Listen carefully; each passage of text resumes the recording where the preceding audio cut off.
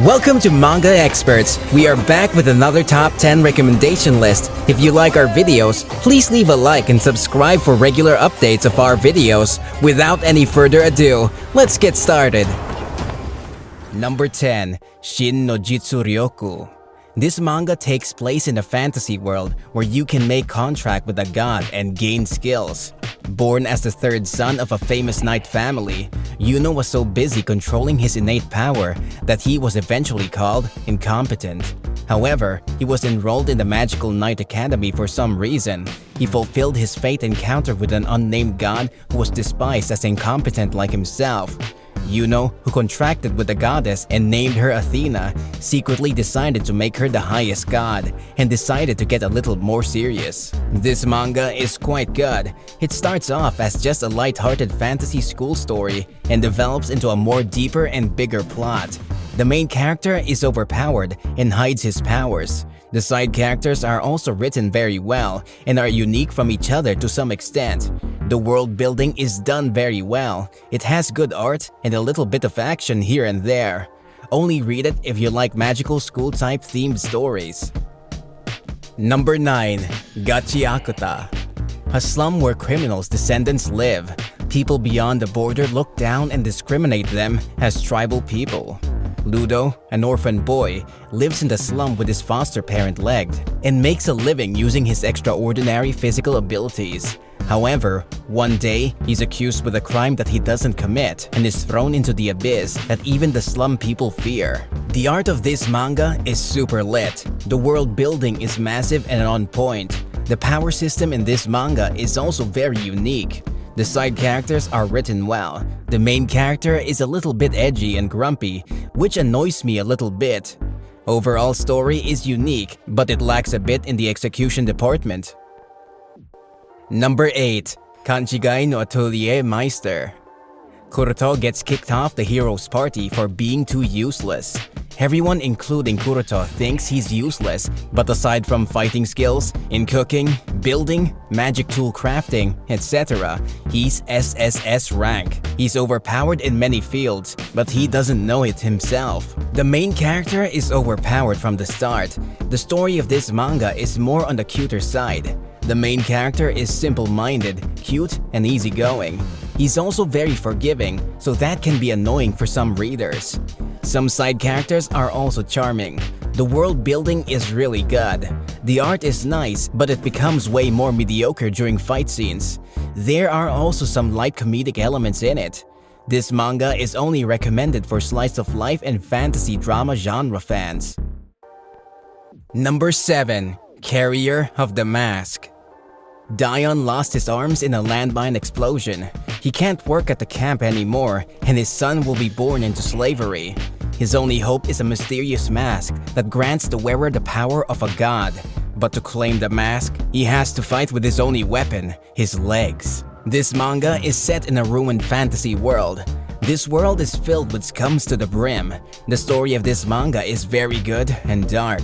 The characters are written very well. The art is a little bit on the mediocre side, but it still manages to convey the message. There's a lot of gore in it. Only read it if you can stomach a really dark story. Number 6. Nisei Seiken Monogatari. Male lead Alistair and the female lead, Magari, live in a village. Both are hardworking and charming in the eyes of the villagers, but in truth, both of them have twisted personalities. One day, knights come to the village and choose Magari as the priestess. She tries her best to run away, but due to Alistair's intervention, she's caught and taken away by the knights. This is the misunderstood heroic tale of a scumbag hero and scumbag saintess mutually getting in each other's way as they attempt to pursue happiness. This manga has top-tier dark comedy. Both main characters are twisted in unique ways. They both keep intervening in each other's work, which leads up to a lot of misunderstandings and gags. The art of this manga is also decent. The world building is also quite good. Number 5. Level 999 no Morabito. In this world, the concept of levels exist. Other than those who live off defeating monsters, most people are only around level 1 to 5. What's more, not just anyone can go out to hunt monsters. It's heavily influenced by one's role appointed by God. There are 8 such eligible roles. Those blessed with extraordinary power are divided into 3 types, but for the majority of the population, they have no such powers and live by farming or running shops. Towns are developed by those with the weakest role called villagers. For the powerless villagers, going out to hunt monsters is equivalent to committing suicide. But one day, a certain 2-year-old child, given the role of villager, notices something.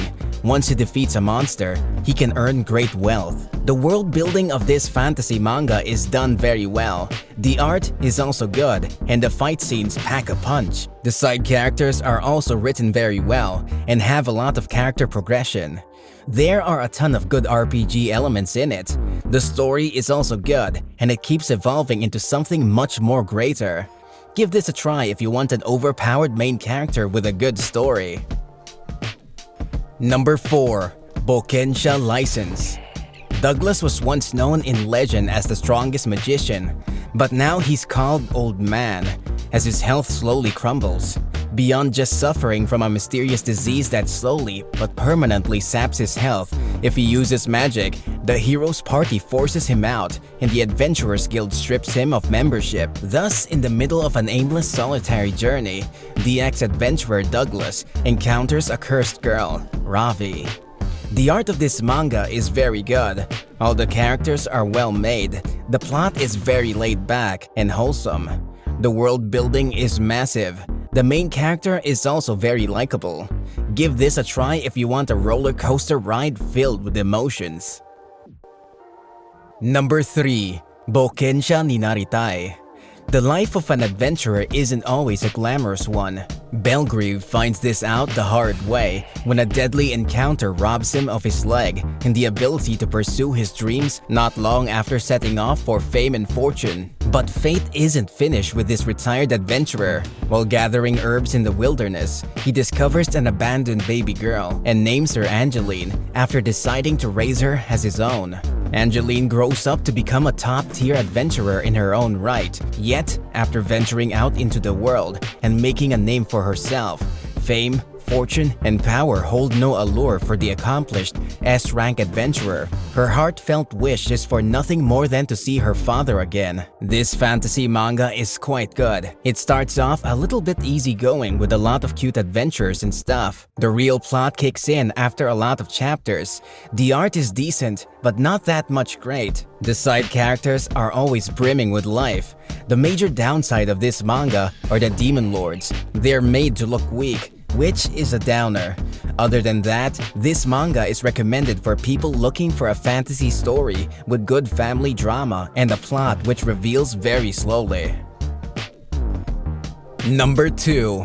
Mado no Keifu. In the country of Larvata, mages are oppressed and seen as filthy beings. Leon is a talented but rather weak mage. He lives near a village and trains young magicians in the countryside. Zex is an orphan boy with great innate magic talent, but he has some severe anger issues. Their meeting will change their lives as well as the world around them. This fantasy manga is a real gem. The story of this manga is really good, and the pacing of the plot is just perfect. At the start of this manga, the main character has some personality issues due to his dark past, but he gets a lot of character development and gets better. All the characters are written well, and each of them is memorable. The art of this manga is really clean and good looking. This manga is a must-try for all fantasy genre fans. Number 1. Soso no Frieren.